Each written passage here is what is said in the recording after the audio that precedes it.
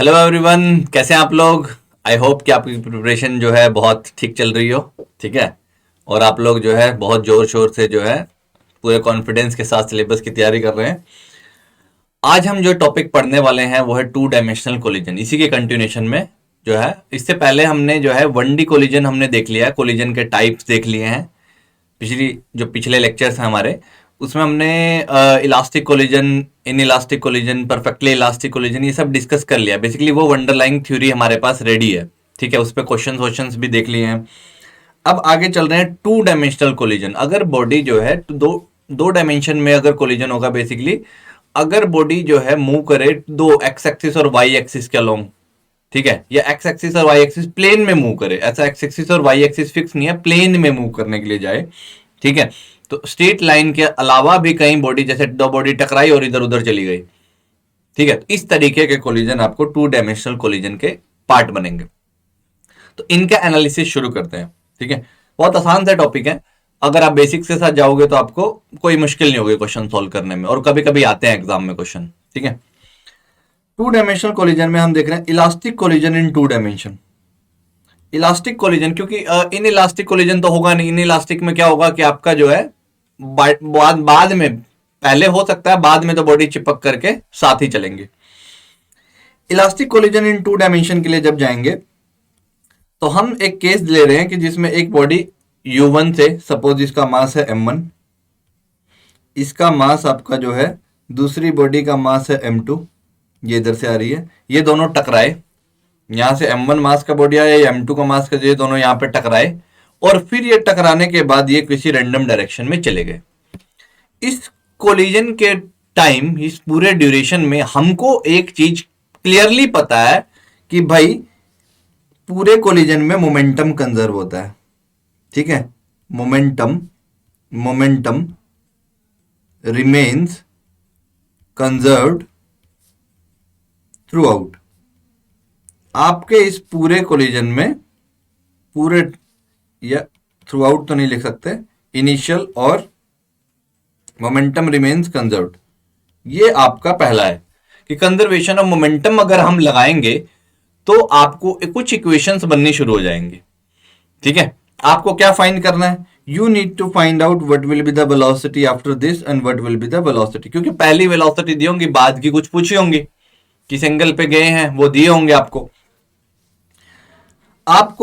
अब दो अननोन है आपके पास, एक अननोन ये हो गया, एक अननोन ये हो गया, तो यहां से आपको पता चला कि भाई आपके पास कितने अननोन रहेंगे, टू अननोन्स।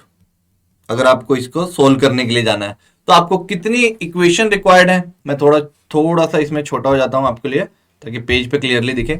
आपको ये सोल्व करने के लिए कितनी इक्वेशंस रिक्वायर्ड है, आपको एटलीस्ट दो इक्वेशन तो रिक्वायर्ड होंगी, तो वो दोनों इक्वेशन ही देख रहे हैं।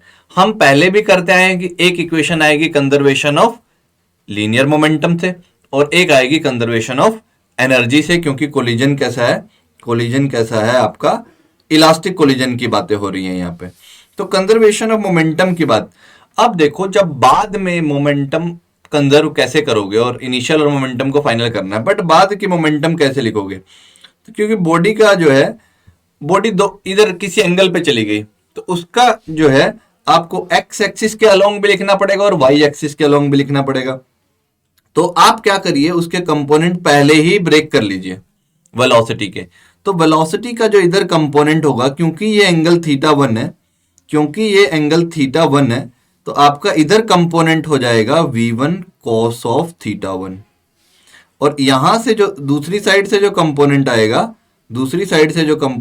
वो आ जाएगा v2 cos of theta two, क्योंकि ये एंगल थीटा टू है। कंपोनेंट रिजोल्व करना तो आता है आपको, v2 का कंपोनेंट ले लिया cos थीटा के एंगल पे, v2 cos थीटा टू। इसी तरीके से परपेंडिकुलर कंपोनेंट है cos थीटा, और इधर क्या आएगा sin थीटा। तो अगर आप दूसरा कंपोनेंट रिजोल्व करने के लिए जाएंगे तो आप ये बोलेंगे कि ये जो हो जाएगा आपका v1 sin of theta one, और यहां पर क्या हो जाएगा, ये नीचे की तरफ कंपोनेंट हो जाएगा, यहां पर कंपोनेंट हो जाएगा v2 sin of theta two. ठीक है, v2 sin of theta two. ठीक है, और मासिस अलग अलग है, इसका मास है m1 और उसका मास है m2। अगर आप इतनी इतनी अंडरलाइन लेकर के चल रहे हैं थ्योरी को, अब आपको इक्वेशंस लिखनी है इनको सोल्व करने के लिए।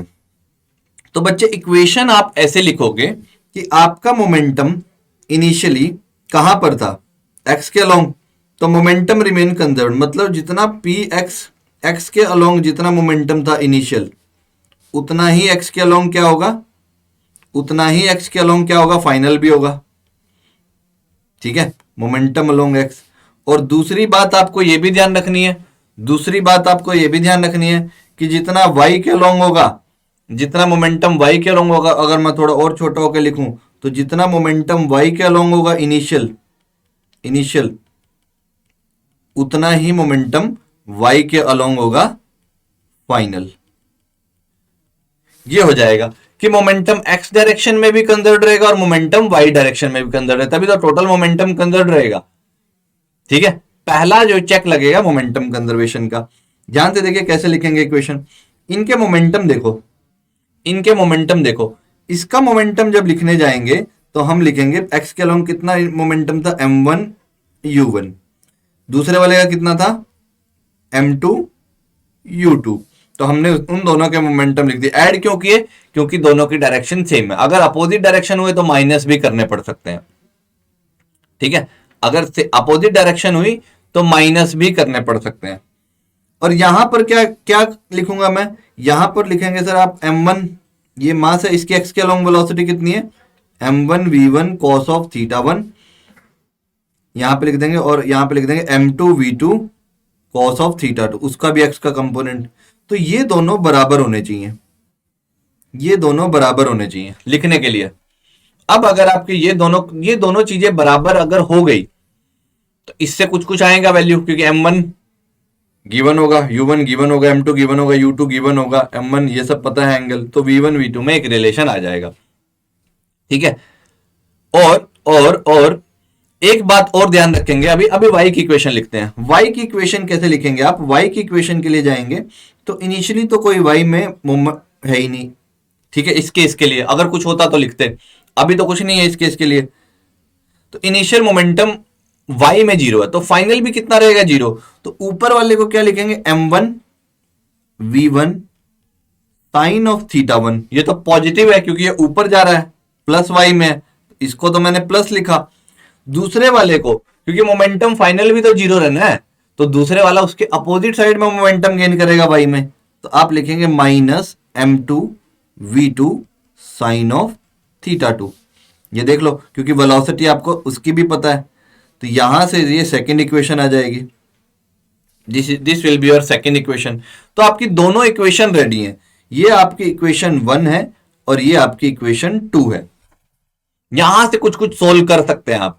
ठीक है, बेसिकली, और इसको थोड़ा सा और इलेबोरेट करके लिखें, इसको थोड़ा सा और इलेबोरेट करके लिखें, तो ये बेसिकली आपको क्या रिजल्ट देगा, ये क्या रिजल्ट देगा देख लो, बहुत सिंपल सा रिजल्ट दे देगा कि m1 v1 sine of theta 1, m1 v1 sine of theta 1, ये कितना हो जाएगा, m2 v2 sine of theta 2।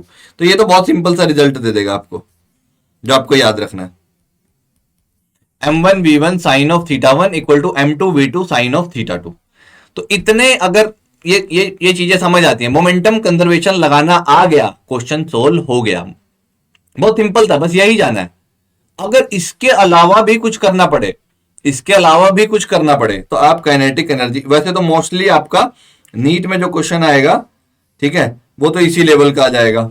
But अगर कोई दूसरे कॉम्पिटिटिव एग्जाम जैसे जेई वेई तक जाते हैं तो थोड़ा और क्वेश्चन का लेवल बढ़ जाता है। ठीक है, दूसरी इक्वेशन कैसे, अगर आप लिखे using conservation of kinetic energy, अगर आप काइनेटिक एनर्जी के कंजर्वेशन की बात करें, using conservation of kinetic energy, अगर आप ये कंजर्वेशन लगाते हैं तो आप ये भी बोल सकते हैं कि काइनेटिक एनर्जी जितना इनिशियल था सिस्टम का, उतना ही काइनेटिक एनर्जी कितना होना चाहिए सिस्टम का, फाइनली भी होना चाहिए।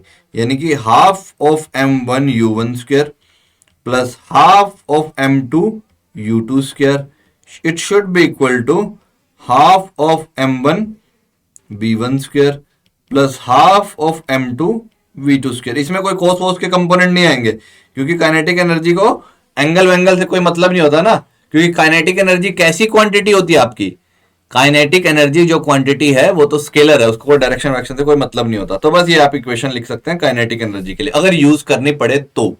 वैसे जाएगा नहीं इतना, इसके यूज तक जाता नहीं है क्वेश्चन। इलास्टिक कोलिजन के लिए इक्वल होता है, इन इलास्टिक कोलिजन हुआ तो यहाँ पे कुछ लॉस भी होगा, तो फाइनल जो है वो इनिशियल का कुछ परसेंटेज हो जाएगा। ठीक है, तो ये है आपका एनालिसिस पूरा कि आप इनको कैसे यूज करते हो। अगर हम इसको चलो देखते हैं, क्वेश्चन में देखते हैं। ये क्वेश्चन आपका 2015 में आया। अगर ये इस क्वेश्चन को सोल्व इन कॉन्सेप्ट से कर पाते हैं तो आपका समझ आ जाएगा कि आपने क्वेश्चन को समझ लिया। आप देखो क्या दिया हुआ है, बेसिकली आपको दिया हुआ है कि एक एम मास है, एक एम मास है, और वो दूसरे एम मास से, सेम मास है वो भी, दूसरे एम मास से ही जाके टकरा रहा है, collides with another block of same mass capital M which is initially at rest, and after the first block moves at an angle theta to the initial direction and has a speed of v by 3। ये गया किसकी speed से, v की speed से, और इसकी speed थी 0। ये तो था रेस्ट पर टकराए। उसके बाद क्या हुआ, जो इनिशियल डायरेक्शन था, जो फर्स्ट ब्लॉक है आपका m वाला, वो तो उधर चला गया। कितने की स्पीड से गया वो भी लिखा हुआ है, collision the first block moves eight an angle theta पे चला गया, वो ये दिया हुआ है। चलो भाई ये भी मान लिया सर। और इसकी स्पीड कितनी हो गई, v बाई 3 होगी। इसका मास कितना है, m मास ही है, m मास ही है। ठीक है, और अब अगर यहां पे देखें सर, दूसरे वाला मास उसका तो पता नहीं कहां जाएगा वो भी, बट m मास तो है, m मास तो है। वो सपोज चला गया कहीं पे, यहां पे किसी एंगल अल्फा पे चला गया, हमें नहीं पता, alpha is not known to us, alpha पे चला गया वो, और इसकी स्पीड भी नहीं पता है, v2 भी नहीं पता है। आपसे पूछा क्या है, एक तो दिया हुआ है कि इलास्टिक कोलिजन हुआ है, पूरे टाइम इलास्टिक कोलिजन हुआ है, किसी एंगल पे वो चला गया, v2 पूछ लिया। तो आपको find the second block collision, second blocks after the collision. तो जब आपको इलास्टिक कोलिजन भाई पता ही है, second block speed after the collision, तो इसमें एनर्जी का लॉस है, इस कोलिजन में एनर्जी का लॉस होगा? आप बोलेंगे सर नहीं होगा। तो आप सीधा अगर काइनेटिक एनर्जी की इक्वेशन लगाएं, काइनेटिक एनर्जी का कंजर्वेशन लगाएं,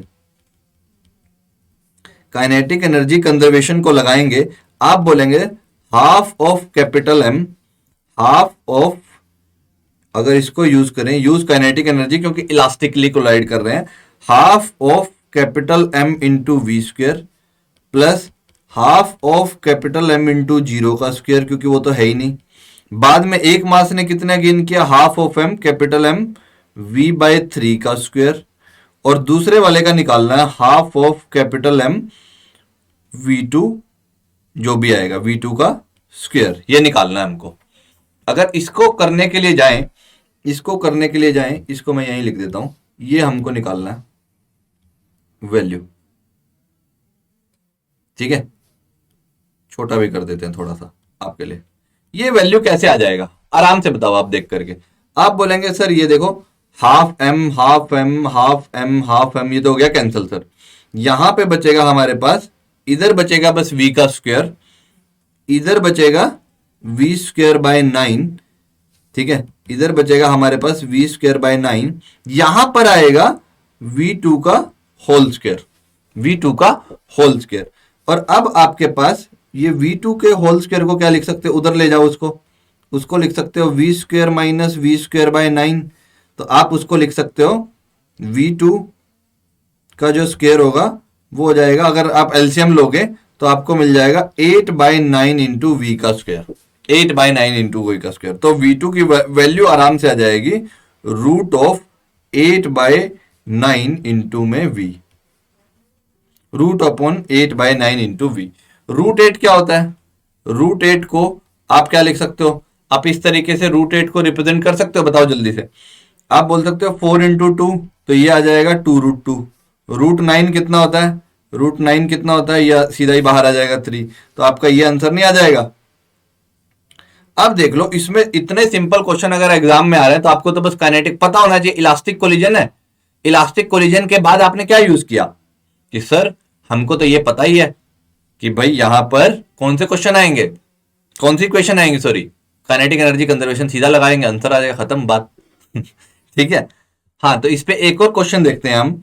ये यहाँ पे दो स्फीयर दिए हुए हैं आपको, पढ़ो क्वेश्चन को, लिखा है two sphere A and B. तो आप बनाते रहो उसको, दो स्फीयर आपके पास, एक को बना लो ए, एक को बना लो बी। ठीक है। और भी लिखा है कि ए इज इनिशियली एट रेस्ट, तो ए रेस्ट पे है तो इसको चलो इधर कर लेते हैं, बी को इधर कर लेते हैं। ए रेस्ट पे है और बी उसकी तरफ मूव कर रहा है, बी मूव कर रहा है। ये कितने की स्पीड से मूव कर रहा है, वेलोसिटी v से मूव कर रहा है, रुक जाओ, वेलोसिटी v से मूव कर रहा है। अब हुआ क्या, जब ये कोलाइड किए, कोलिजन के बाद का सिनेरियो ये है कि बी मूव किया किधर, B move in a direction perpendicular to it. After collision the velocity v/2 in a direction perpendicular to the original. तो और इनके मासेस भी कुछ दिए हुए हैं, इसका मास m1 है और इसका मास m2 है। तो m2 वाला जो मास है, m2 वाला जो मास है वो किधर चला गया, आपका सीधा सीधा लिख दिया कि भाई परपेंडिकुलर गया, ये b मास है और ये v/2 से उधर गया। दिया हुआ आपको क्वेश्चन में कि ये जो है v/2 से उधर गया है। अब a का हमें पता नहीं कि सर a किधर गया है, तो a को हम मान लेते हैं किसी रैंडम डायरेक्शन में गया है। ए का तो उसने पूछा ना कि किस direction, after a moves in what direction, कि ए किस डायरेक्शन में मूव किया। ए का हमें पता नहीं, तो ए के मास को हम मान लेते हैं कि ये कहीं इधर गया और इसकी कोई वेलोसिटी थी v है, हमें नहीं पता कि किधर गया, चलो हमने मान लिया कि इधर गया, और इसका मास था m1 मास लिया था इसका, और ये किसी एंगल थीटा पे चला गया। अब हम जब इस पे कंजर्वेशन लगाते हैं, क्योंकि हमको पता है कि कोई भी कोलिजन का टाइप क्वेश्चन में कहीं गिवन नहीं है कि ये इलास्टिक है या इनइलास्टिक है, बट अगर कोई भी टाइप गिवन हो, बट अगर ये देख लीजिए, अगर इसमें कोई भी टाइप गिवन होगा तो आप ये बोलते हैं कि भाई हमको मोमेंटम तो हमेशा ही कंजर्व है। अब अगर मोमेंटम कंजर्व है तो हम लगाते हैं कंजर्वेशन ऑफ एंगुलर मोमेंटम। अगर ये इक्वेशन, सॉरी लीनियर होता ना, एंगुलर नहीं होता, conservation of linear momentum, COLM का मतलब वही है। तो अलोंग एक्स अगर कंजर्व करें, अलोंग एक्स डायरेक्शन, क्योंकि दो डायरेक्शन में मोशन है, तो अगर हम बोलेंगे तो हम ये बोलेंगे कि momentum along x initial should be equal to momentum along x final, जितना मोमेंटम इनिशियल था। तो पहले कौन मूव कर रहा था, सिर्फ m2, उसका स्पीड क्या था v, उस दूसरे वाले का क्या था 0। बाद में कैसा होगा, बाद में ये किसी एंगल पे जा रहा है, तो हमें इसके कंपोनेंट लेने पड़ेंगे। आप इसके कंपोनेंट को डिवाइड करो, इधर ले लो va cos थीटा और इधर ले लीजिए बच्चे va sin थीटा, आप ले लो इधर va sin थीटा। तो आप देखिए कि ये वेलोसिटी जो है उसको x की तरफ ले जाने के लिए रिस्पॉन्सिबल है, उसका मास है m2 और वेलोसिटी vx जो आपको पता है। तो आप इधर लिख सकते हैं, और ये बॉडी, इस बॉडी के साथ क्या हो रहा है, ये बॉडी तो x के तरफ जा ही नहीं रही है, ये कहां जा रही है, सिर्फ y में जा रही है, तो इसका मोमेंटम तो x के अलोंग है ही नहीं, 0 फर्स्ट बॉडी का। दूसरे वाली का कितना है, आप बोलेंगे उसका मास है m1 va cos of theta. तो आपके पास एक इक्वेशन रेडी हो गई कि m2 into v should be equal to m1 va cos of theta. ये डायरेक्टली रेडी हो गया आपके पास एक इक्वेशन। आपने क्या किया, ये देख लीजिए पीछे, आपने क्या किया, सीधे के सीधे वैल्यू पुट करी, वहां से सीधे के सीधे जो इक्वेशन में दिख रहा था, ऊपर डायग्राम में दिख रहा था कि कौन सी एक्स के अलोंग है, उन सारे की वैल्यू पुट कर दी, जिसकी जो वैल्यू आई। तो ये आपने लिखा conservation momentum along x direction. अगर मैं अलोंग वाई लिखूं, अगर आपको लिखें अलोंग वाई डायरेक्शन, क्या होगा, अलोंग वाई डायरेक्शन में, वाई के डायरेक्शन में क्या होने वाला है आपके साथ, वाई के डायरेक्शन में देखो, पहले तो कोई नहीं मूव कर रहा है, तो पहले दोनों का मोमेंटम 0 है वाई के, इनिशियली वाई के अलोंग कोई भी मूव नहीं कर रहा है, तो मोमेंटम अलोंग वाई 0। बाद में कौन मूव कर रहा है, जो ऊपर जा रहा है, तो उसका मास है m2, उसकी वेलोसिटी है v/2, ठीक है, तो इतना तो उसका मोमेंटम ऊपर आ गया, ऊपर के लिए प्लस लिख दिया क्योंकि प्लस वाई एक्सिस में, और दूसरे के लिए लिखना पड़ेगा माइनस, उसका मास है m1, उसकी वेलोसिटी हमें पता नहीं, उसकी वेलोसिटी v है, और ये साइन थीटा कंपोनेंट, क्योंकि उसके अलोंग वो इतना मूव कर रहा है। तो आपके पास एक और इक्वेशन यहां से आ गई कि भाई m2v/2 should be equal to m1va sine theta, m1va sine theta. अब अगर आपके पास दो इक्वेशन आ गई, आपके पास दो इक्वेशन रेडी हैं, तो आप इन दोनों को यूज करके रेशो ले सकते हो। आप इन दोनों का आप ले लीजिए टेक रेशो। किसका रेशो लेना है? Take ratio of these two equation. मैं थोड़ा और छोटा हो जाता हूं। अगर आप इन दोनों का रेशो लेंगे तो आपको यह पता चलेगा, देखो यहां से इन दोनों का रेशो लो, लेफ्ट हैंड साइड का और राइट हैंड साइड का। बेसिकली इक्वेशन को डिवाइड करना, लेफ्ट हैंड साइड को लेफ्ट हैंड साइड से, राइट हैंड साइड को राइट हैंड साइड से। आपको क्या मिलेगा? इधर मिलेगा आपको mm तो कैंसिल हो जाएगा, यहां पे बचेगा, यहां पे बेसिकली आएगा v और नीचे आएगा v/2। ठीक है, m2 और m2 तो कैंसिल ही हो जाने हैं। ठीक है, कर देंगे अभी कैंसिल। ऊपर आएगा m1 va cos of theta, यहां पर आ जाएगा m1 va sign of theta. अभी तक तो आंसर आपने पता भी चल गया होगा कि आपको क्या आंसर आने वाला है। अब अगर मैं इनको कैंसिल करूं, ये तो कैंसिल हो गया, ये तो कैंसिल हो गया और ये भी कैंसिल हो जाएगा पूरा। तो आपके पास वैल्यू आ जाएगी किसकी? फिर से कॉपी कर लेता हूं। आपके पास वैल्यू आ जाएगी 1/2 आ जाएगा ना ऊपर, आपके पास आ जाएगा 2, क्योंकि 1/2 था, ऊपर जाके हो जाएगा वो 2। देखिए ध्यान से। तो अब अगर आप इसमें जाएंगे, इसको देखेंगे और यहां पे क्या आएगा? cos theta by sine theta. ये basically cos theta by sine theta, ये बेसिकली क्या हो जाएगा? 1/tan theta. tan थीटा में मुझे ऑप्शन दिख रहे हैं, तो tan थीटा के लिए लिख देंगे आप ये, और थीटा को लिख देंगे टेंजेंट इनवर्स ऑफ 1/2। अब अगर ये सर हमारे पास दो ऑप्शन दिए हुए हैं कि टेंजेंट इनवर्स जो है हाफ लेना है या टेंजेंट इनवर्स माइनस हाफ लेना है। अब आप कैसे करेंगे इसको? यहां पे थोड़ा ट्रिकी रहेगा। क्या करना पड़ेगा? अब आपको एक्सिस के लिए देखना पड़ेगा।